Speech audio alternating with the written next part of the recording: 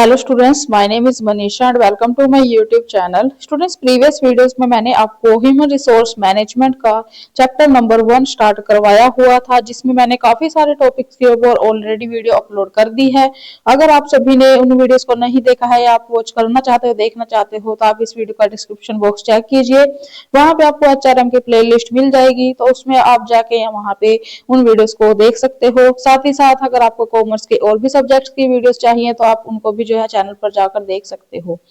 तो स्टूडेंट्स, आज हम समझेंगे फंक्शंस ऑफ HRM, साथ ही साथ ये भी कि जो HR मैनेजर है वो असल में क्या काम करता है ऑफिस में, कि जो आपका HRM है उसमें जो जो काम होते हैं उन कामों को करता कौन है? HR मैनेजर करता है। कि जो HRM के फंक्शंस है वो भी सेम है और HR मैनेजर के जो काम है, जो जिम्मेवारियां हैं, वो भी सेम ही है। दोनों में सेम ही पॉइंट्स जो है आएंगे। ठीक है, तो चलिए वीडियो को स्टार्ट करते हैं। तो स्टूडेंट्स, यहाँ पे मैंने आपके लिए बनाया है फंक्शंस ऑफ HRM का एक बहुत ही सिंपल सा इजी सा डायग्राम। इसमें आप देख सकते हो जो HRM के फंक्शंस है उनको 4 भागों में बांटा गया है। पहला क्या है? Managerial functions. सेकंड क्या है? Operative functions. थर्ड क्या है? वेलफेयर एंड सेफ्टी, कर्मचारी कल्याण और सुरक्षा। और फोर्थ क्या है? लेबर रिलेशंस, श्रम संबंध। मैनेजरियल फंक्शंस में यहाँ पे इंक्लूड किया जाता है प्लानिंग को, ऑर्गेनाइजिंग को, डायरेक्टिंग को और कंट्रोलिंग को। वहीं पे ऑपरेटिव जो फंक्शंस हैं उसमें यहाँ पे इंक्लूड किया जाता है प्रोक्योरमेंट को, जिसमें हम पढ़ेंगे भर्ती और चयन। सेकंड, ट्रेनिंग और डेवलपमेंट इसमें आएंगे। थर्ड, कंपनसेशन मैनेजमेंट आएगा और परफॉर्मेंस मैनेजमेंट आएगा।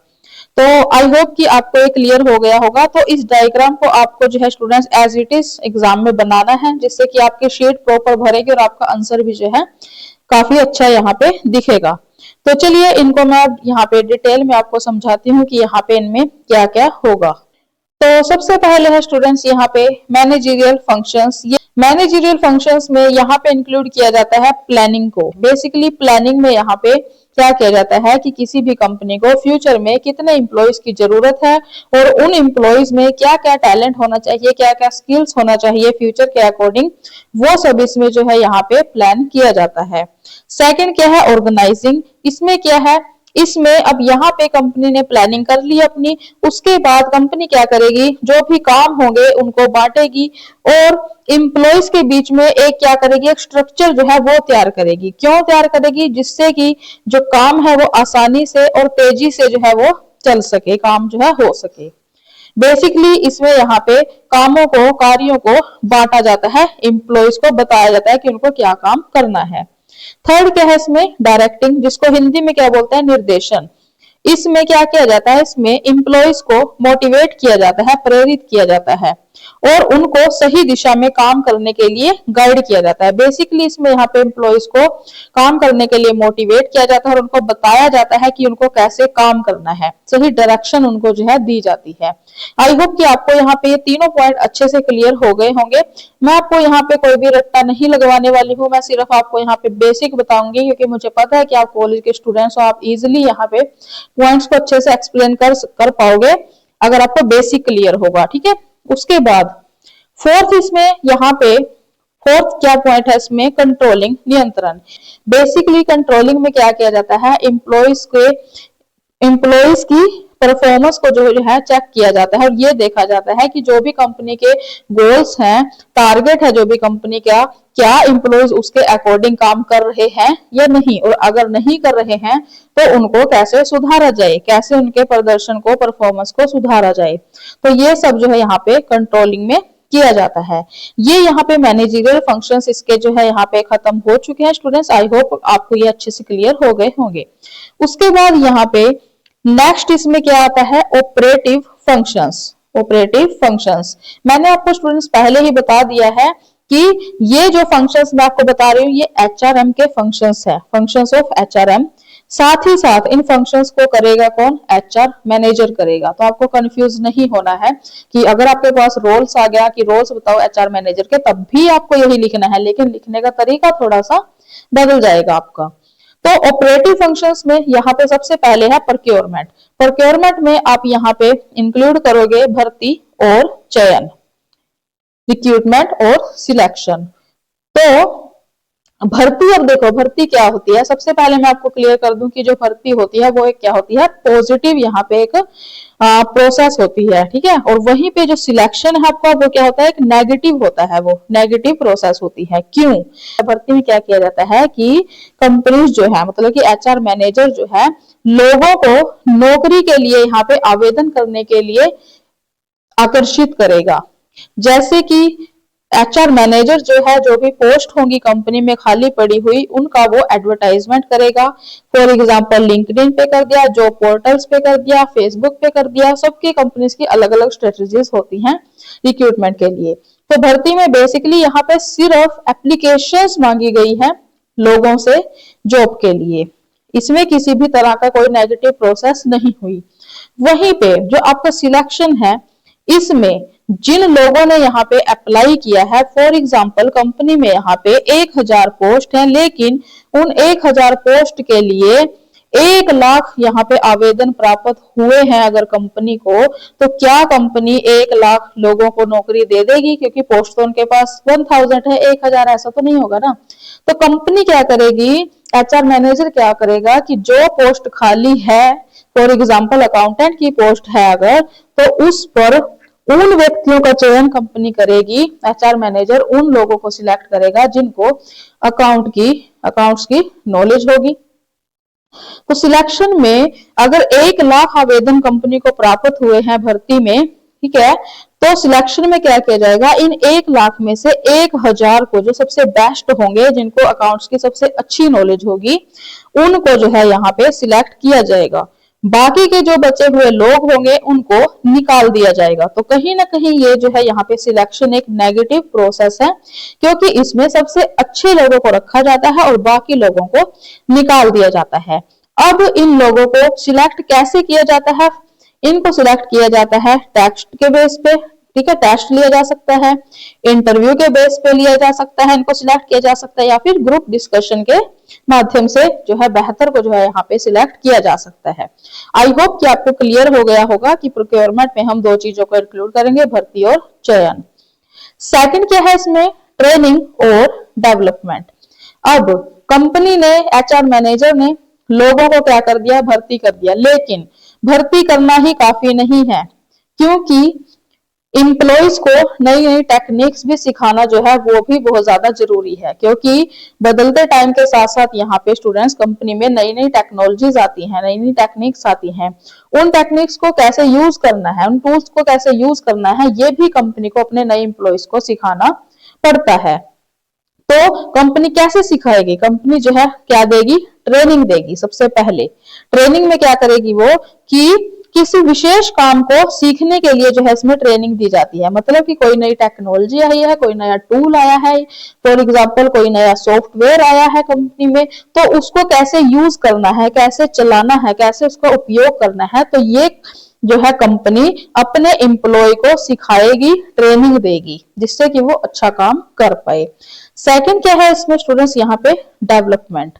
अब ये क्या है, इसमें कर्मचारी के व्यक्तिगत विकास और उसे भविष्य में मैनेजर बनाने के लिए की जाने वाली क्या है, प्रोसेस है। बेसिकली इसमें क्या किया जाता है, एम्प्लॉय के जो पर्सनल उसकी डेवलपमेंट है उसके ऊपर जोर दिया जाता है। क्यों? जिससे कि फ्यूचर में वो भी जो है मैनेजर की पोस्ट पर आ सके, वो भी जो है मैनेजर की पोस्ट को संभाल सके, उसके अंदर भी ऐसे गुण आए जिससे कि वो मैनेजर की रिस्पॉन्सिबिलिटीज जो भी है, जो भी काम है, वो अच्छे से वो कर पाए। क्योंकि अब मैनेजर ऐसा नहीं है कि कोई कहीं से कंपनी जो है उठा के मैनेजर रख देगी, ऐसा नहीं है। जो लोग काम कर रहे हैं उन्हीं में से ही आगे चल के जो है मैनेजर्स बनते हैं, ठीक है। तो ये यहाँ पे 2 पॉइंट इसमें इंक्लूड किए जाते हैं, ट्रेनिंग और डेवलपमेंट। उसके बाद यहाँ पे थर्ड क्या है, यहाँ पे मुआवजा प्रबंधन। इसमें क्या है, ये क्या है, ये एक सबसे संवेदनशील हिस्सा है। क्यों? इसमें जो एचआर है, एचआर मैनेजर है, वो ये डिसाइड करता है कि किस पोस्ट के लिए कितनी सैलरी होनी चाहिए। इसमें सिर्फ कैश नहीं बल्कि और भी फैसिलिटीज को इंक्लूड किया जाता है। ये सबसे पहले क्या है, एक बहुत ही संवेदनशील पार्ट है, ये संवेदनशील हिस्सा है ये। क्यों? क्योंकि इसमें जो एचआर मैनेजर है उसके सामने ये चीजें होती हैं कि उसको ये तय करना पड़ता है कि पोस्ट जो भी है, फॉर एग्जांपल अकाउंटेंट की पोस्ट है, अकाउंटेंट की पोस्ट पर एचआर मैनेजर क्या सैलरी जो है देना चाहेगा एम्प्लॉइज को, ये इसमें यहाँ पे तय किया जाता है। अब इसमें सिर्फ ये नहीं है कि सैलरी ही देनी है, कैश ही देना है, कैश के साथ साथ और भी अदर फैसिलिटीज होती हैं, फॉर एग्जांपल हाउस की फैसिलिटीज होती हैं, ठीक है, और उसके बाद मेडिकल की फैसिलिटीज होती हैं। तो यहाँ पे बहुत सारी यहाँ पे अदर फैसिलिटीज भी होती हैं, वो भी यहाँ पे एचआर मैनेजर को डिसाइड करनी पड़ती हैं। तो यहाँ पे 3 पार्ट्स में डिवाइड किया गया है कि क्या क्या इसमें इंक्लूड किया जाएगा। सबसे पहले फिक्स पे बेसिक सैलरी देंगे, उसके बाद इंसेंटिव्स जो है वो तय करने होंगे एचआर मैनेजर को। इंसेंटिव्स क्या है कि अच्छा काम करने पर मिलने वाला अतिरिक्त पैसा, मतलब कि बोनस जैसे इसको हम बोल सकते हैं कि जब एम्प्लॉइज कुछ अच्छा काम करता है तो उनको बोनस मिलता है, एक्स्ट्रा पैसा मिलता है, तो वो भी डिसाइड करना पड़ेगा एचआर मैनेजर को कि कितना पैसा देना है। उसके बाद फ्रीज बेनिफिट्स इनमें क्या है, जैसे कि हेल्थ इंश्योरेंस हो गया, फ्री कैब होगी, या फिर बच्चों की पढ़ाई का खर्चा, ये अदर यहाँ पे फैसिलिटीज में आएगा। तो ये भी एचआर मैनेजर जो है यहाँ पे डिसाइड करता है। आई होप कि आपको क्लियर होगा। यहाँ पे नेक्स्ट जो पॉइंट है वो क्या है, परफॉर्मेंस अप्रेजल। इसमें नाम से ही आपको पता चल रहा होगा कि इसमें एम्प्लॉइज के काम का हिसाब किताब रखा जाता है, मतलब कि एम्प्लॉय ने क्या काम किया, उसकी परफॉर्मेंस कैसी रही, क्या उसने अपने टारगेट पूरे किए, और अगर नहीं किए तो उसमें क्या सुधार की जरूरत है। ये सब जो है इसमें बेसिकली यहाँ पे एम्प्लॉय के परफॉर्मेंस को इसमें जो है चेक किया जाता है। इसी के बेस पे, एम्प्लॉय के परफॉर्मेंस के बेस पर ही उसका जो प्रमोशन है और जो इंक्रीमेंट है वो सब जो है डिसाइड होता है कि क्या एम्प्लॉय को प्रमोशन मिलना चाहिए, क्या उसने कंपनी के टारगेट के अकॉर्डिंग काम किया है, क्या उसकी यहाँ पे इंक्रीमेंट होना चाहिए, कितना होना चाहिए। तो ये सब जो है एम्प्लॉय की परफॉर्मेंस के बेस पे ही यहाँ पे डिसाइड किया जाता है। तो ये सब फंक्शंस जो है यहाँ पे स्टूडेंट्स ऑपरेटिव फंक्शंस में, परिचालन कार्य जिनको बोलते हैं, इनमें इंक्लूड होगा। उसके बाद थर्ड इसमें क्या है, कर्मचारी कल्याण और सुरक्षा, वेलफेयर एंड सेफ्टी।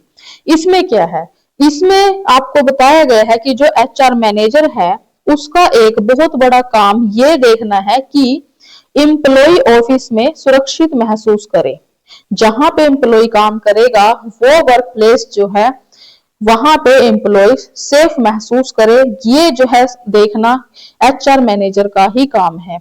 कैसे, अब देखो यहाँ पे 3 पॉइंट इंक्लूड किए गए हैं, वर्किंग एनवायरनमेंट, सेफ्टी रूल्स और ग्रीवेंस। तो यहाँ पे फर्स्ट पॉइंट क्या है, वर्किंग एनवायरनमेंट। इसमें क्या है कि ऑफिस में साफ सफाई का ध्यान रखना, पीने के पानी का ध्यान रखना, पीने का पानी हो प्रॉपर हो, साफ हो, और वेंटिलेशन सही हो, ये सब जो है यहाँ पे एचआर मैनेजर देखता है, ये वर्किंग एनवायरनमेंट के अंदर ही आएगा। सेकंड क्या देखता है एचआर मैनेजर, सेफ्टी रूल्स देखने पड़ते हैं उसको, मतलब कि मशीनों पर काम करने वाले जो भी मजदूर होते हैं जो मशीनों पर काम कर रहे हैं, उनके लिए हेलमेट हो गए, ग्लव्स हो गए, इंश्योरेंस होगी, ये सब जो है देखना, जो है ये सब तय करना एचआर मैनेजर का ही काम होता है।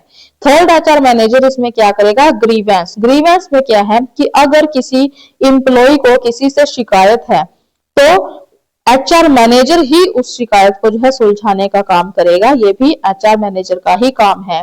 जैसे कि किसी एम्प्लॉय को कंपनी में भेदभाव का सामना करना पड़ रहा है, दूसरे एम्प्लॉयज या फिर दूसरे जो बॉस होते हैं वो अगर एम्प्लॉय के साथ भेदभाव कर रहे हैं किसी के भी यहाँ पे जरिए, तो एम्प्लॉय जो है उसकी शिकायत कर सकता है एचआर मैनेजर को, और एचआर मैनेजर जो है उस शिकायत को उसकी सुलझाएगा, क्योंकि एचआर मैनेजर का ही ये काम है। आई होप कि आपको क्लियर हो गया होगा।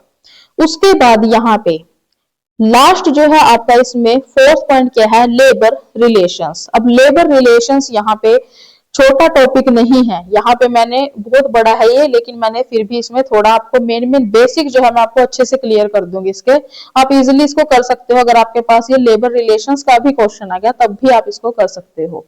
लेबर रिलेशंस में क्या है, बड़ी कंपनियों में अक्सर क्या होती है, यूनियंस होती है। आपने देखा होगा कि मजदूर यूनियन होती है, जैसे कि बड़ी बड़ी कंपनीज होती है वहां पे होती है।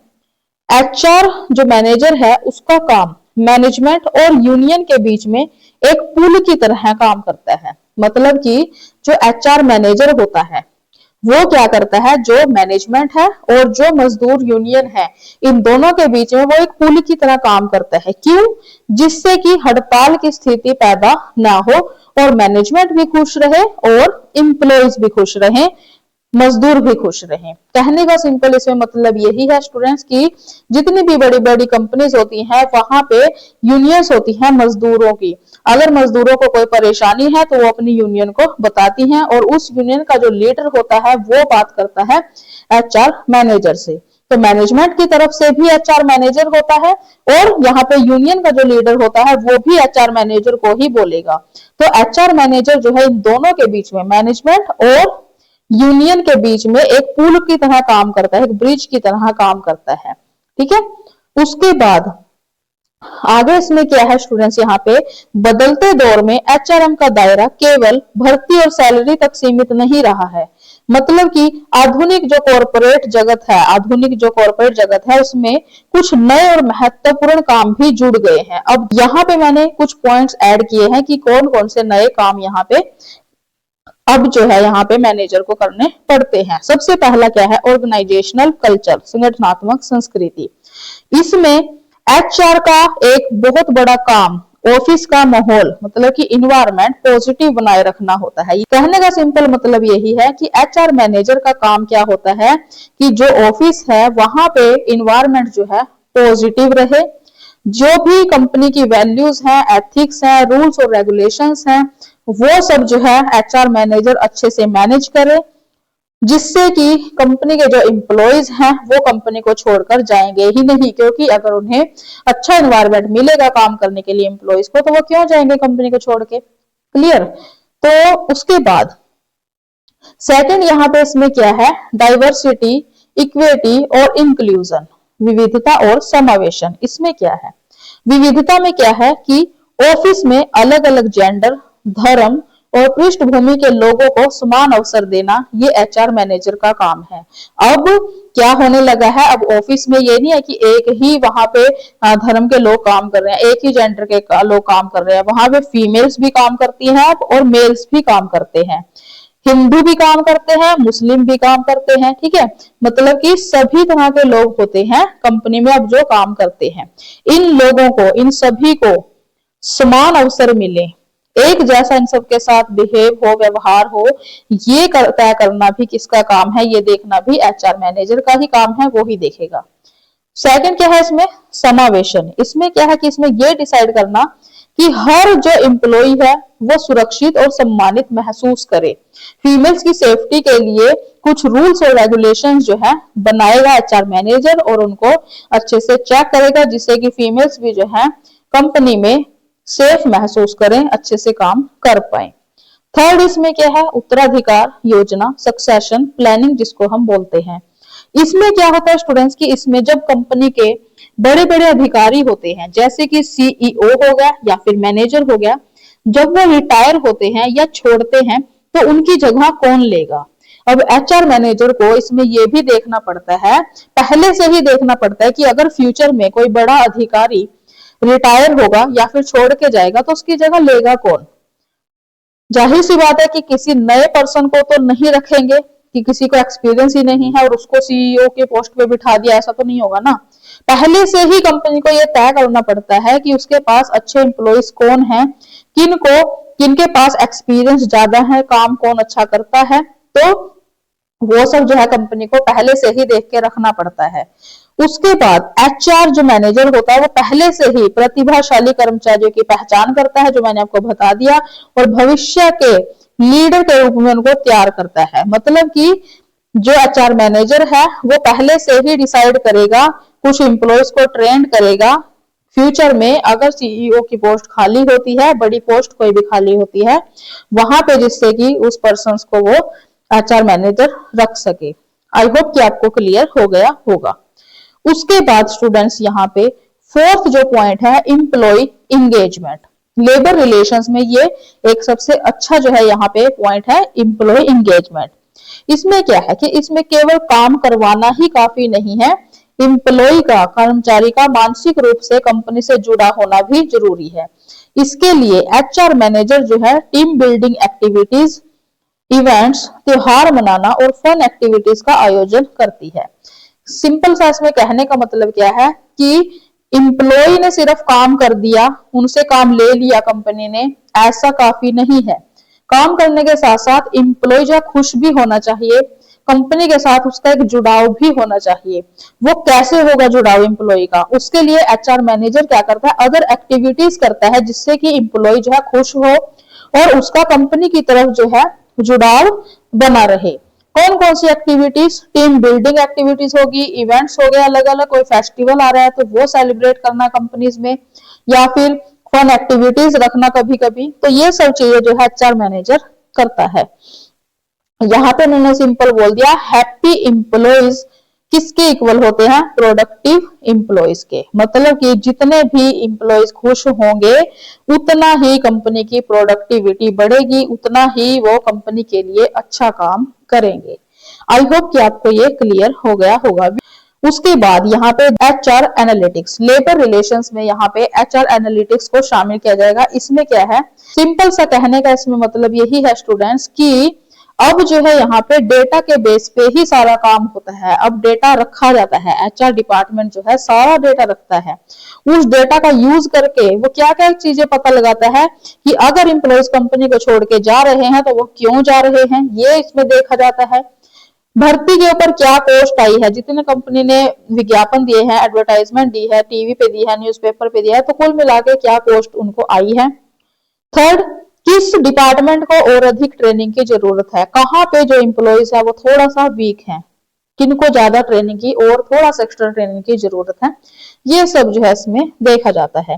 लास्ट इसमें जो पॉइंट है स्टूडेंट्स वो क्या है, चेंज मैनेजमेंट, परिवर्तन प्रबंधन। इसमें क्या है कि कंपनी में जब भी कोई बड़ा बदलाव आता है, कोई नई टेक्नोलॉजी आती है या फिर कंपनी किसी दूसरी कंपनी के साथ जुड़ जाती है, मर्जर हो जाती है, तो उससे क्या होता है, जो कंपनी के पुराने एम्प्लॉइज होते हैं वो डरे हुए होते हैं, क्योंकि उनको ये होता है कि अगर दूसरी कंपनी फॉर एग्जाम्पल मर्जर हो गया कि वहां पे कैसे लोग होंगे, क्या क्या वहां पे रूल्स और रेगुलेशंस होंगे, तो उससे कहीं ना कहीं एम्प्लॉइज डरे हुए होते हैं। तो एचआर मैनेजर का ही ये काम है कि वो इस बदलाव को आसानी से स्वीकार करने में एम्प्लॉइज की मदद करे, उनको वो समझाए।